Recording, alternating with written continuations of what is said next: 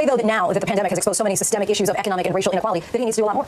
Well, I think we as a nation have a lot of work to do to help shore up our most vulnerable in our society. And that doesn't mean that the government needs to lead the charge. It does mean, however, that we have to stitch together the private sector response to the pandemic as it relates to job creation. We're going to have to look at the gig economy. We're going to have to look at connection issues like broadband in rural areas and inner city America. These are issues that we're going to have to tackle from a broadband front and from an entrepreneurial perspective. You think about Elon Musk and the launch of 59, I think it was satellites. There's a lot of ways for us to bring the connectivity so you can telework, have telemedicine, and a future in the gig economy. We have to focus on that future that is now closer than ever because of the pandemic. So there's much work that needs to be done, and we should partner with people to make sure that we get the resources to the right aspects or the right areas of this country, and so we have an equal distribution of opportunity flowing through this country. Now, the administration does deserve credit for criminal justice reform passed in 2018. Full stop. Now, yes, as you know, that was a bipartisan effort that easily passed in the Senate 87 to 12. Now, the president touts himself as a deal maker. So what has he been able to do, or has he tried to help negotiate a deal on police reform this summer in the wake of these nationwide protests? And as we see now, as I talk to you, there are protests that are actively going on in Kenosha after the shooting multiple times in the back of Jacob Lake in Wisconsin.